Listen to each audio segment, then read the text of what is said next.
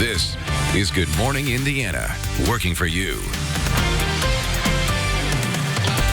Now at 6, a school bus aide heading to court today. What she's expected to do before a judge after this video went public, allegedly showing her slapping a special needs student. And it has been 7 months with no answers. The search for baby Amaya has baffled the community since March.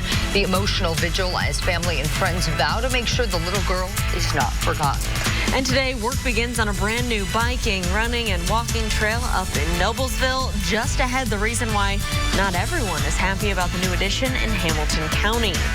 But first, here at 6 o'clock, it's Monday morning. Thanks for joining us here on Good Morning Indiana. I'm Lauren Casey. And I'm Meredith Barrick. And if you're getting the kids ready to head out to the bus stop here within the next hour, they are going to need a few layers, Todd. Yeah, they're probably not going to want to walk out the door. You're going to have to kind of push them out and drag them to the bus stop here on this. It's chilly. It's chilly, and it's a Monday. Who wants to go back to school? Shove your poor kids out the door. You know what I meant. It's chilly.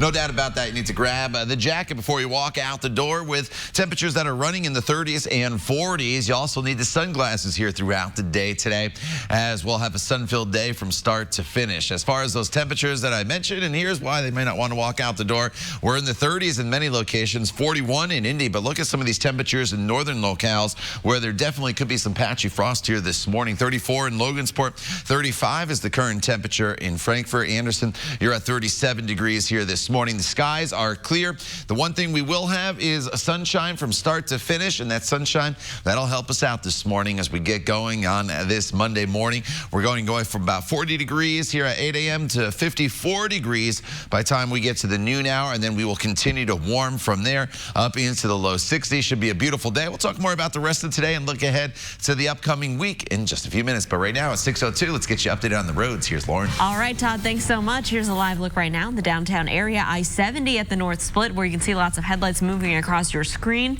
Traffic's picking up through downtown, but traveling up to speed. No crashes, no delays here to slow you down. But now we want to get to a statewide silver alert. This has been issued for a missing Richmond woman. Come take a look at your screen. The Wayne County Sheriff's Department says that 30-year-old Summer Michelle Lee went missing around 8:45 last night. She's 5'2" and was last seen wearing a white shirt. Police say she may be with 38-year-old Travis Lee, pictured on your screen. If anyone has seen Summer or knows where she may be, please call police. A woman accused of slapping a special needs student on a school bus is due in court today. An attorney released video of the incident to RTV6. We're here? No. Oh, I shouldn't have done that. According to court documents, Francella Van Fossen, a Noblesville school bus aide, slapped a 10-year-old girl with disabilities on a bus in May. The report says the girl has a brain injury, so she uses a special wheelchair and needs help with basic needs. Van Fossen faces a battery charge. A change of plea hearing is scheduled for today. It has now been more than 7 months since an 8-month-old little girl disappeared. This morning, members of her family are still pushing for answers. Over the weekend, the community gathered to remember baby Amaya Robertson. The group says they simply want to know what happened. We're here to just keep her alive and keep people remembering who she is and that she's still missing. We would also like to see someone held accountable for at least child endangerment. Absolutely. And this child being gone and not speaking up. Charles Robertson, the grandfather of baby Amaya, says he has not received any updates on the case in months. He also has not heard from his daughter, Amaya's mom, Amber, in even longer. IMPD has been investigating the case as a homicide. They say Amaya Robertson's mother is not considered a suspect in this case. However, Robert Lyons, the mother's boyfriend at the time Amaya disappeared, has been questioned throughout the case. If you have any information, please call Crime Stoppers at 317-262-TIPS. Work is set to begin today to remove old train tracks for a new trail up here in Noblesville. Our own Kelsey Anderson is joining us live this morning on why the tracks are being removed and how this project could impact you. Kelsey, good morning. Good morning. Yeah, so we're at the intersection right now of Connor and 8th Streets in Noblesville next to the Hamilton County Government Building. And this is where the construction is going to begin. They're going to be tearing up these tracks that are on the road starting today. So now where these tracks lie, that's going to become part of the plate trail system Noblesville and Fishers with a walking trail. The plan is to have the Nickel Plate Trail connect Noblesville to the Indiana State Fairgrounds. The project won't be complete until after 2022. This has been a controversial project that RTV6 has followed from the beginning, with some arguing that the tracks could have been used for mass transit into Indianapolis from Noblesville to Fishers. But right now, work here in Noblesville is expected to last through October 25th. So again, beginning today, one lane on 8th Street will be open for traffic using flaggers. Some cross streets are also expected to close during the workday and reopen in the evening. So be sure to use caution and be ready to take an alternate route if you are driving through Noblesville in the next coming weeks. So in November of 2017, we told you that if you live near this trail, you could be getting a payout of up to $100,000. But the attorney we spoke to says that you would have to file a lawsuit to get that payout. Live in Noblesville, Kelsey Anderson, RTV6. Kelsey, thank you. A police car is parked on the front lawn of the state police post in Tippecanoe County this morning as the department mourns the death of a state trooper. The public is invited to pay their respects. Investigators say 27-year-old trooper Peter Steffen was responding to assist another trooper when his patrol car veered off of Old State Road 25. A foundation has been set up if you would like to make a donation to his family.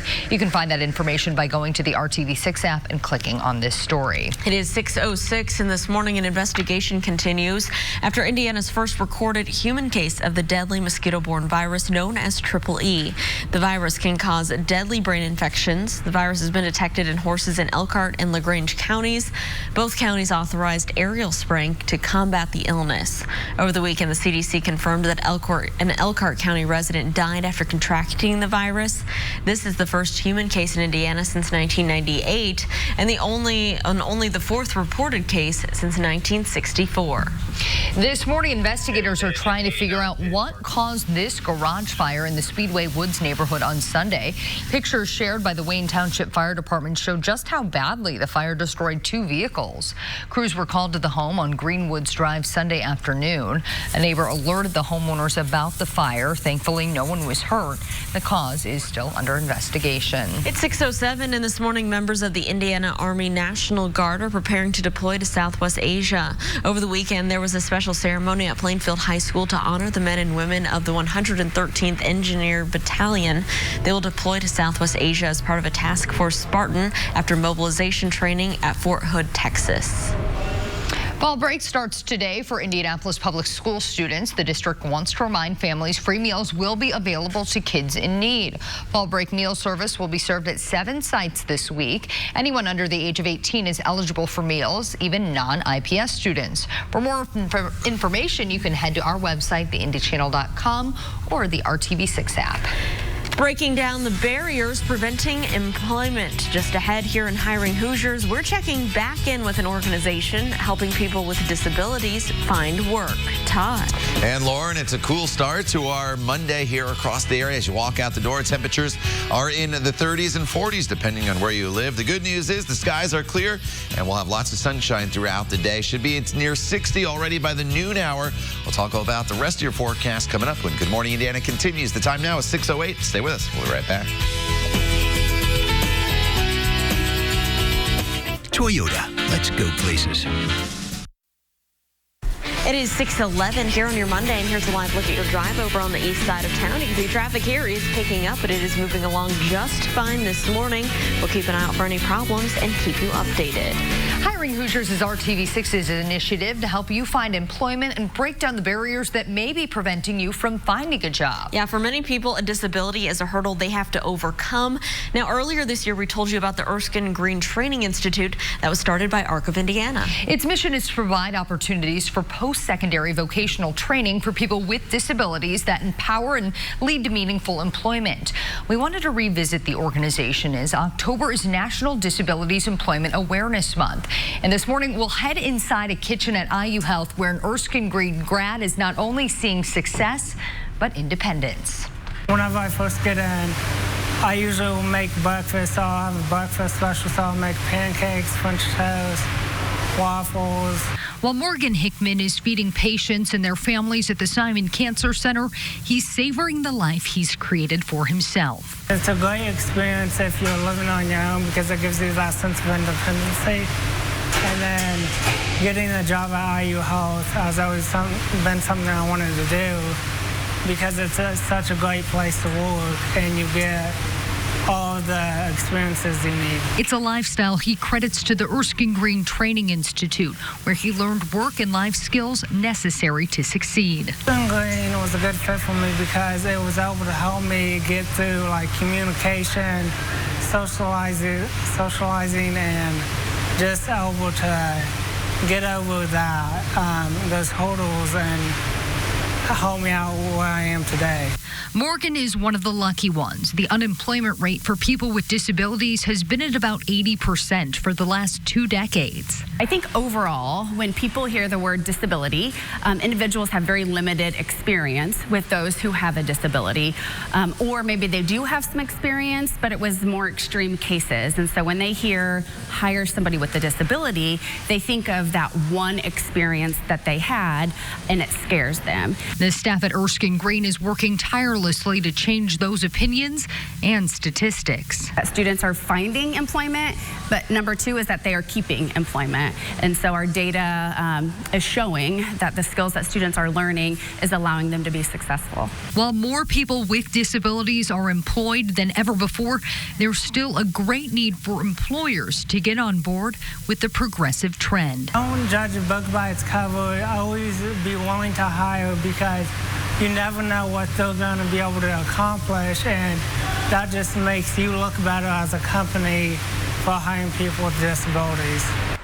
If you know someone who could benefit from the training at Erskine Green, or you're an employer looking to hire Erskine Green grads, we put their information on hiringhoosiers.com. Time right now is 6:14. Now to the latest on the impeachment inquiry into President Trump. Today, the House panels leading the investigation are expecting to hear from a former top Russia expert at the National Security Council. And the U.S. ambassador to the European Union is set to testify on Thursday. Gordon Sondland was blocked by the White House last week from being deposed. He's expected to show up now under subpoena. On Face the Nation, the Secretary of Defense was asked if he plans to comply with the subpoena related to the inquiry. Yeah, we will do everything we can to cooperate with the Congress. Just in the last week or two, my general counsel sent out a note, as we typically do in these situations, to ensure documents are retained. Is that a yes? That's a yes. You will comply with the subpoena? We will do everything we can to comply. According to the Washington Post, Sondland plans to tell Congress that his quid pro quo denial was dictated to him by President Trump. The Post is also reporting that Sondland is expected to say that he doesn't know if the president was telling the truth at the time. Sondland and the White House have not commented on that report. The Marion County Health Department is offering low-cost flu vaccines all month. The next clinic is set for tomorrow. It goes from 9 a.m. to noon at the Indiana Chin Baptist Church on Madison Avenue on the south side. Shots cost $20 for adults and children ages 2 to 18. Vaccines are free for kids younger than 2. You can find a full list of clinics by going to the RTV6 app and clicking on this story. And boy, when you step outside this morning, it just feels like sick weather. Yeah, and it's like very chilly, and we haven't felt that really chilly, bitter, cold air yet this fall, Todd. Yeah, I know. It's the first time I'm showing the frost advisory map here that's in place across parts of the area. So some of you, especially in Crawfordsville up towards Lafayette and Peru, you probably have the best chance of seeing a little frost on the car if you left it outside here this morning. You'll have to defrost that windshield. Temperatures running a little bit warmer from Indianapolis off towards the east and down to the south. So that's why the frost advisory is not in place in Indianapolis itself. But the temperature is cool in the city, 41 degrees right now. The wind is calm. Sunrise now, not until almost 8 o'clock this morning at 7:54. Sunset this evening is at 7:08. So here are those temperatures. Again, 40s from Indianapolis to Martinsville, 43 over in Connorsville. But look at Crawfordsville. You're down to the freezing mark. So 32 degrees, 36 in Lafayette, 35 is the current temperature up in Peru. So obviously that's why the frost advisory is in place in this portion of the state. And you look back off to our west and you notice temperatures all the way down to 25 degrees in Bismarck, 28 in Sioux Falls. We will not foray into the 20-degree temperatures this week, but we do have several mornings where temperatures will be down in the 30s as we are definitely taking on more of that fall-like feel here across the area going back to the beginning of October. Remember, we opened the month with temperatures that were in the 90s.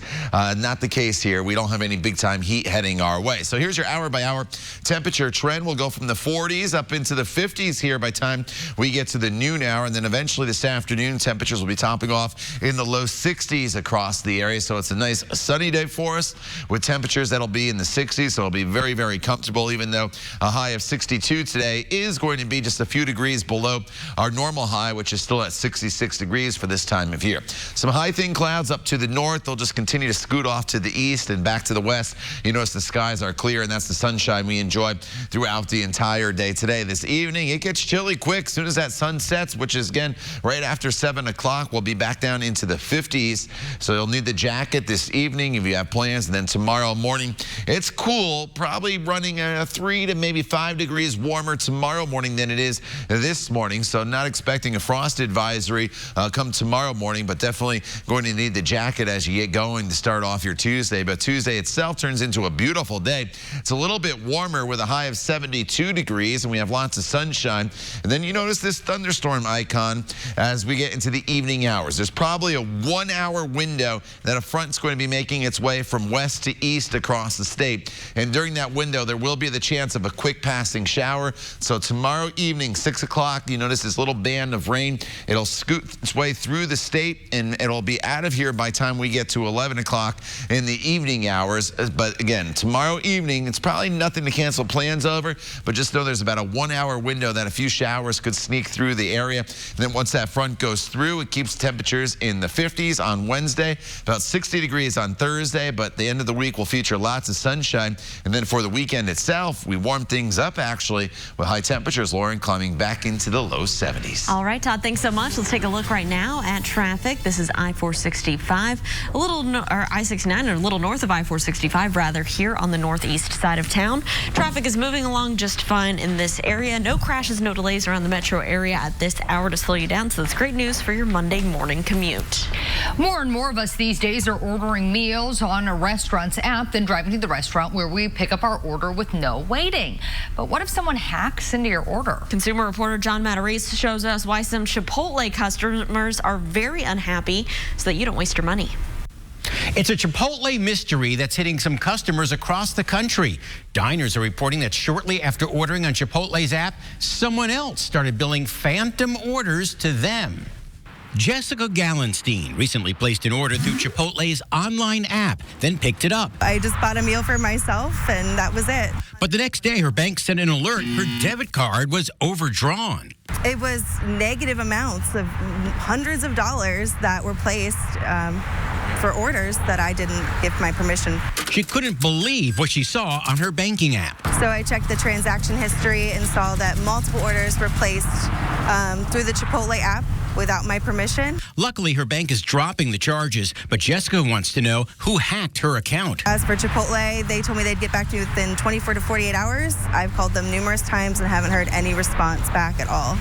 Now, Chipotle admitted to a major data breach a couple of years ago, you might remember, back in 2017. But it insists this newest incident has nothing to do with that case. And it says it's had no new breaches this year.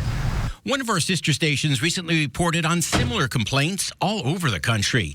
Chipotle responded saying, "The privacy and security of our customers is very important to us. We're among the many retail, hotel, and restaurant companies affected by credential stuffing, in which combinations of usernames and passwords are accessed by third parties. That means Jessica's password may have been stolen somewhere else, then used when she activated the app. But I've used other online ordering apps before, and this has never happened to me." Bottom line, make sure you're not sharing the same password on multiple sites. If it's stolen, a hacker will try it everywhere, so be careful and don't waste your money. I'm John Matarese. Good morning, Indiana. John, thank you. And for more money-saving tips and ideas, you can visit the money section of our website, theindychannel.com. Who knew the Pope was a big New Orleans fan? Just ahead in the trending 6, the simple Twitter mistake that gave the internet a pretty good chuckle. That's coming up next.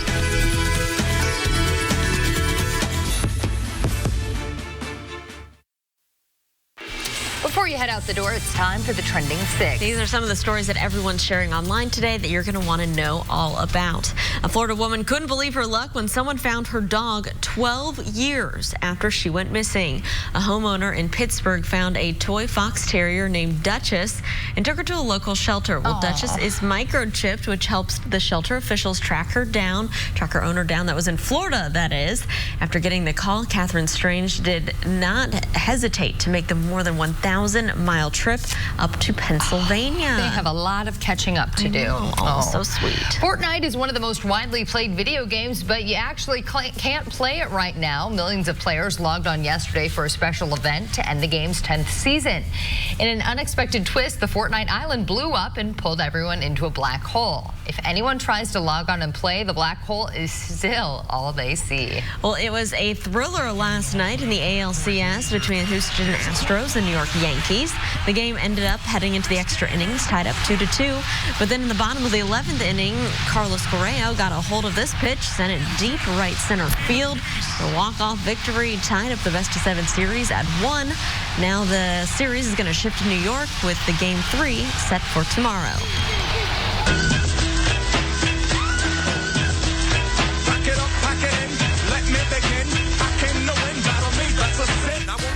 And how about this to get your Monday morning started? This little dancing dog has set the internet on fire and has millions of views in just the last few days. I love that video. Okay, well, who knew that the Pope was a New Orleans Saints fan?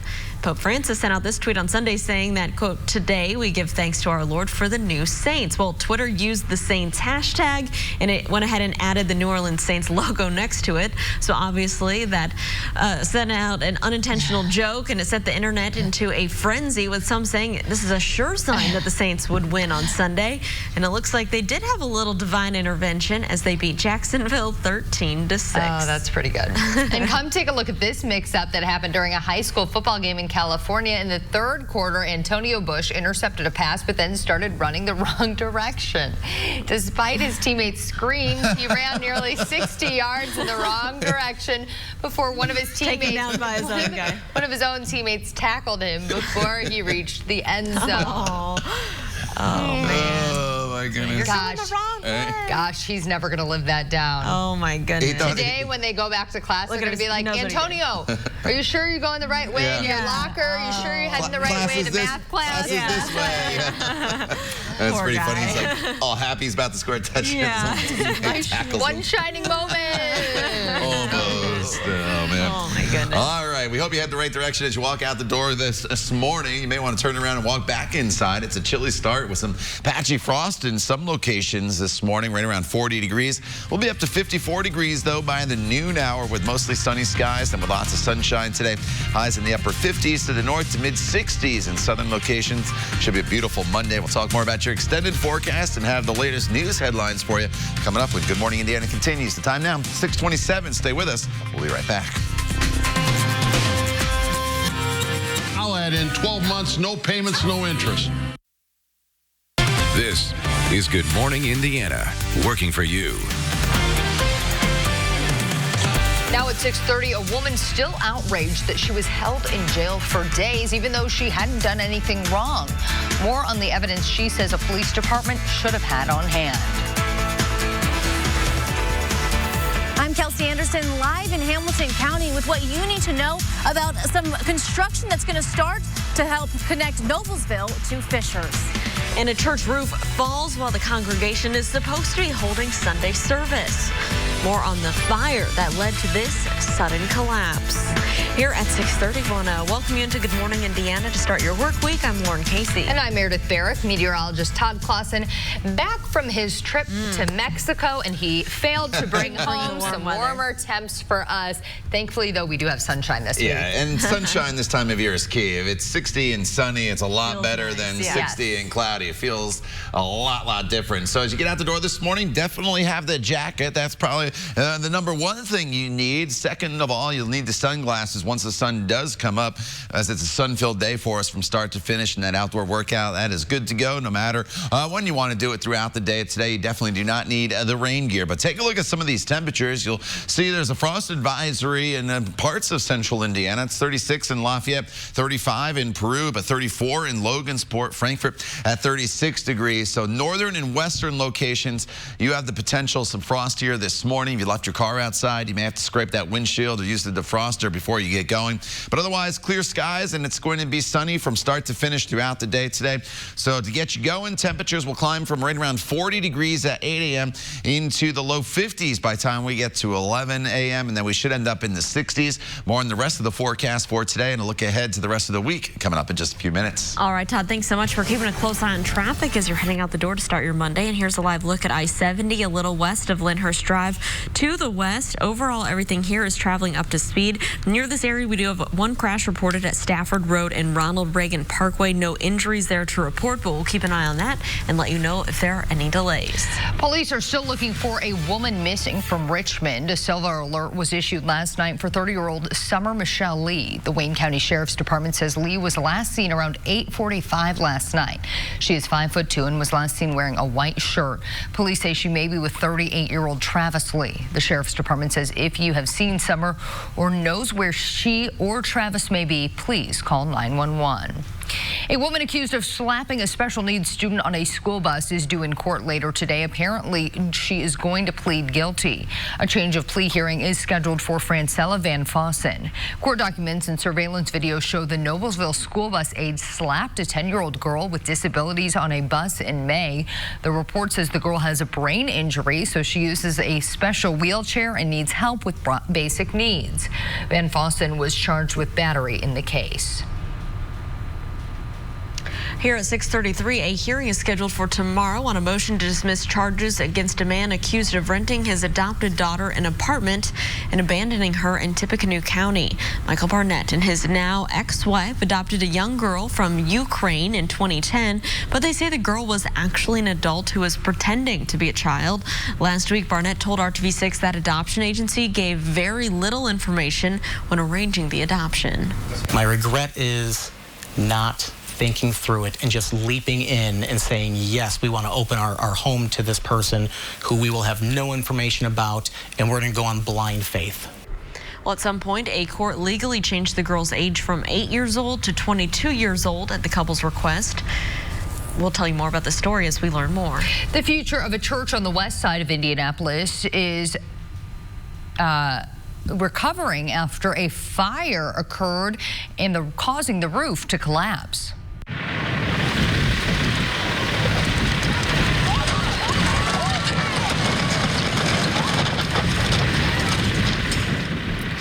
Bethany Rembrandt Church of God collapsed Sunday morning when the congregation was supposed to be having a service. IFD crews were called to the church on Edgemont Avenue after people inside smelled smoke. Firefighters say everyone made it out okay, but the church's pastor says the sanctuary is now destroyed. Nobody was hurt, so that's the first thing. I'm grateful no one was hurt. The building could be replaced. It's just brick and mortar. We're just going to trust God. You know, he's never let us down yet, and we're just going to wait on him to show us what to do next. The damage to the church is estimated at $100,000. It is 6:35. Identity theft can lead to financial and credit problems, but it doesn't usually land the victim in jail. But that happened last month to a Speedway woman when someone used her stolen ID to take a car for a test drive and then stole the car. Kristen Parr got a letter in the mail saying that there was a warrant for her arrest in Greenfield for auto theft. Instead, Marion County Sheriff's deputies arrested her, took her to jail in Greenfield, where she would sit for 4 days. But Parr tells RTV6 she never should have been arrested because this happened before. She said she had all the documentation to show Greenfield police that she wasn't the person responsible for stealing the cars. It's just horrible. I hope nobody ever has to go through it. Like I said, I wouldn't wish it on my worst enemy. It was just, yeah, it was completely horrifying and life-changing. I don't ever want to do it again. Greenfield police say the person in this picture actually committed the crime, but this person has not been captured yet. Police Chief Jeff Rashes tells RTV6 that they're planning to sit down with PAR at some point in the future to conclude this investigation. Well, later today, work is scheduled to begin on the removal of old train tracks for a new trail up in Noblesville. It's a project that some residents fought for years, and some are still not happy that the work is going through. Our Kelsey Anderson joins us live in Noblesville this morning. Kelsey, still a lot of controversy, even as this project is finally getting underway. Yeah, that's right. So today they are starting this project where they are going to tear up this rail track right here in the middle of 8th Street from Connor Street down that way. And yeah, there is some controversy because people say that this could have been used to get people from Noblesville and Fishers to downtown. So there's a lot of people that don't want this to happen, but like I said, construction is starting today. So where these tracks lie right now will become part of the nickel plate trail system connecting Noblesville and Fishers with a walking trail. Now the plan is to have the nickel plate trail connect Noblesville to the Indiana State Fairgrounds, but that project won't be complete until after 2022. But right now, work here in Noblesville is expected to last through October 25th, and one lane of 8th Street will be open for traffic using flaggers, and some cross streets are also expected to close during the workday and reopen in the evening. So be sure to use caution and be ready to take an alternate route if you are driving through Noblesville in the coming weeks. Now, in November of 2017, when these plans started kind of being talked about, we told you that people who live near the trail or close to the trail could receive a payout of up to $100,000. Now, that attorney we spoke to says that you would have to file that lawsuit. The money won't just be given to you. Live in Noblesville, Kelsey Anderson, RTV6. Kelsey, thank you. The first person in Indiana has died from Eastern equine encephalitis. EEE is spread by mosquitoes and can cause brain infections. The virus has been detected in horses in Elkhart and LaGrange counties. Over the weekend, the CDC confirmed that an Elkhart County resident died after contracting the virus. It's the first time since 1998 that a person in Indiana has contracted EEE, and it's only the fourth known case since 1964. A woman is warning others about problems with a grocery delivery service. Crystal Silver is among the growing number of people having her groceries delivered because of her busy schedule. She recently made an online order from Kroger, buying an estimated $115 worth of food. After getting the delivery, she noticed several items she did not order charged to her account with a final bill of $173. Nicorette gum, there was car chargers, air fresheners, string cheese, lifesavers, and all types of stuff. I was pretty devastated at that moment. I'm like, you know, that could have been my last for more groceries, or, you know, I get paid every 2 weeks. So that could have been bill money. That could have been anything. Kroger uses the third-party delivery service Instacart. Their shoppers pick out the items, check out, and deliver the groceries. Each shopper receives a payment card that is capped at the amount needed for each order, but there's a credit line for item replacements, which is how the shopper was able to add more items. An Instacart spokeswoman tells RTV6 the shopper who took Crystal's order has been suspended and deactivated from the platform. At 6:39, the governor is declaring this week Move Over Week across the Hoosier State as Indiana marks 20 years since passing a move over law. Indiana was actually the first state in the country to pass a law requiring drivers to move over or slow down when driving by an emergency vehicle stopped along the side of the road. The bill was introduced and passed after the death of an Indiana State Police trooper, Andrew Weisenreed. He was killed while assisting a stranded motorist on I-74 in Dearborn County. Fall break starts today for Indianapolis public school students. The district wants to remind families free meals will be available to kids in need. Fall break meal service will be served at 7 sites this week. Anyone under the age of 18 is eligible for meals, even non-IPS students. For more information, you can head to our website, theindychannel.com, or the RTV6 app. Next on Good Morning Indiana, an entire community looking for answers. A woman killed inside of her own home by a police officer. How the police department is handling this case as outrage in the community grows. And it could be damaging testimony contradicting a key claim from President Trump. Just ahead, how one of the president's own ambassadors could move the impeachment investigation forward. Todd. And as you take to the roadways here this morning, there's a little bit of patchy frost out there in parts of central Indiana, but otherwise we'll give you the green light by this afternoon. Skies are mostly sunny, so no issues for your evening drive. We'll talk temperatures and rain chances coming up in just a few minutes, but right now at 6:41, it's time to take a break. We'll see you in just a few minutes. Max Life at TJ Maxx. Welcome back. It is 6:43 right now on your Monday morning. Here's a live look at I-70 at Ronald Reagan Parkway. Everything here is traveling smoothly, but just a little north of this area on Ronald Reagan Parkway at Stafford Road, we do have a crash cleanup happening at this hour.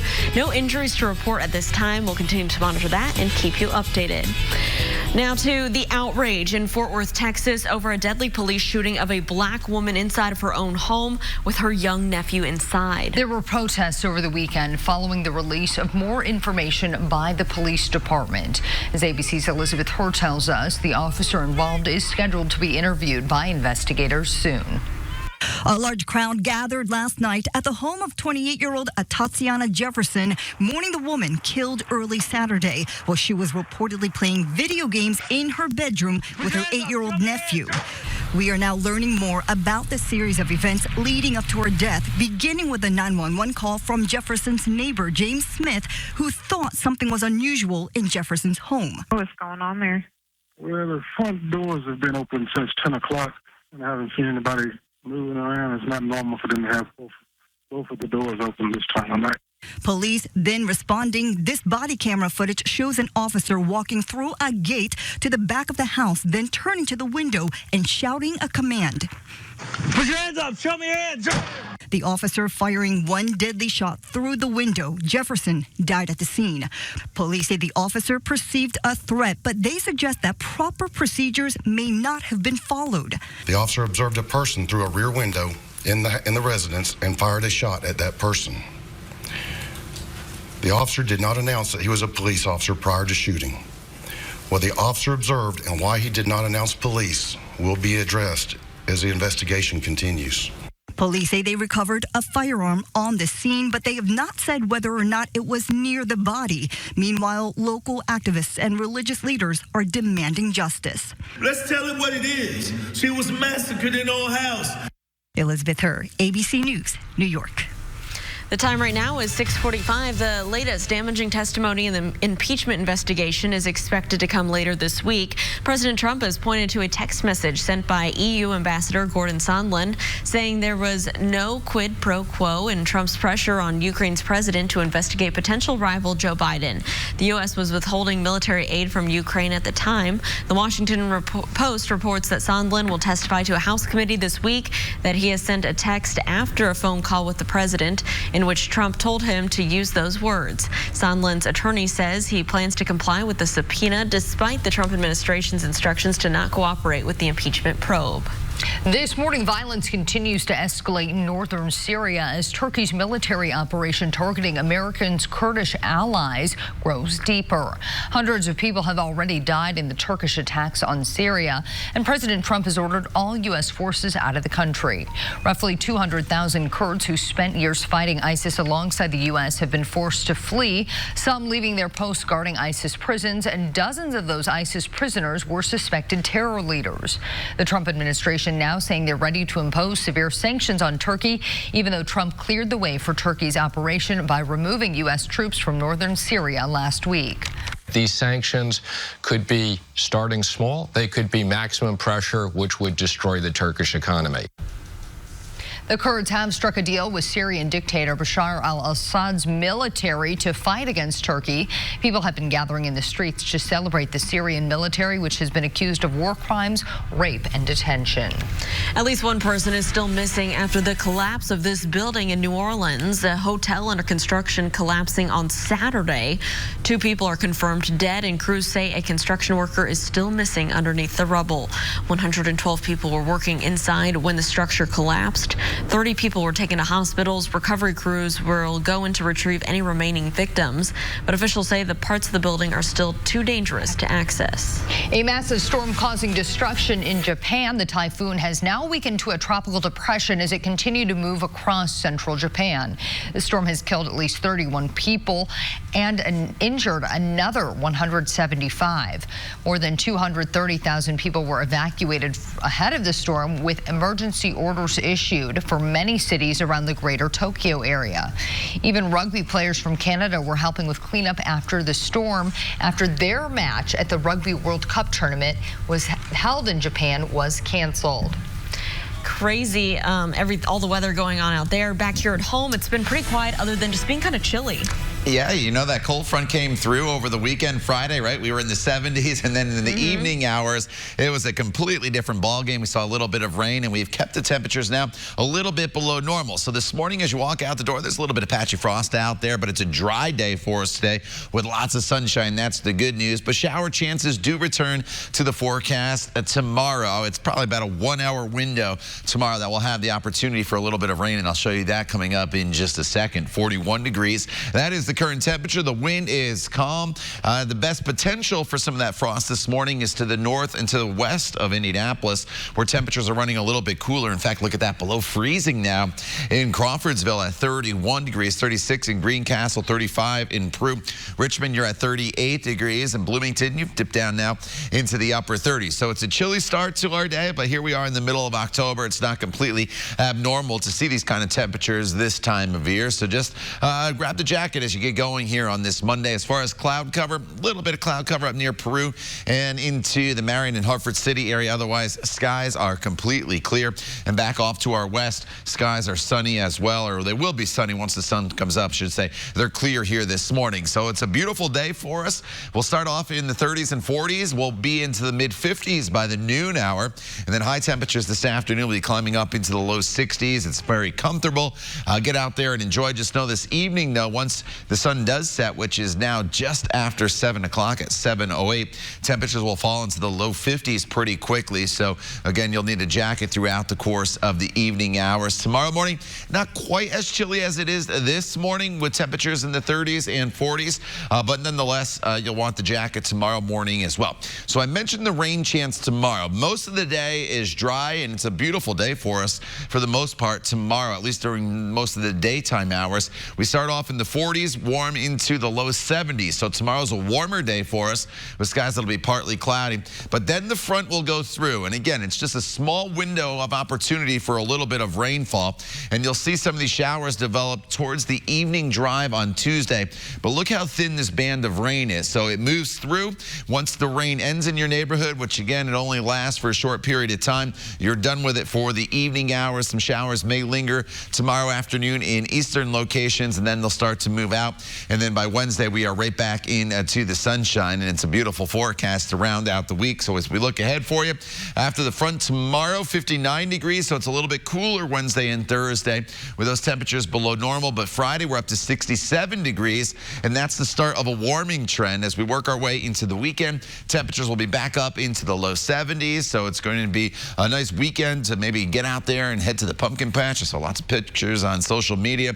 As far as that rain on Sunday, some spotty showers possible primarily in the morning, but it's not a great chance for rain. So overall, pretty dry with temperatures that will fluctuate from the 50s to the 70s depending on the day this week. Lauren? All right, Todd, thanks so much. I want to give you a live look right now at I-465 in Michigan Road here on the north side, where traffic's really picking up this morning. It's still traveling up to speed. Heads up, we still have that crash along Stafford Road and Ronald Reagan Parkway, and now also on the northwest side, a crash at Georgetown Road and 62nd Street. No injuries to report. A couple of organizations are making a push to hire Hoosiers. Dick's Sporting Goods plans to hire around 145 seasonal employees in Indianapolis as part of National Signing Day on Wednesday. You can visit a store on that day to be interviewed and meet the team. There are 8 locations in the Indianapolis area. And Indiana Grand Casino in Shelbyville and Harrah's Hoosier Park up in Anderson still looking for table dealers. Indiana Grand will hold a job fair on October 21st. The push comes ahead of a state law that takes effect on January 1st that will allow live table dealers at gambling properties built on land in Indiana.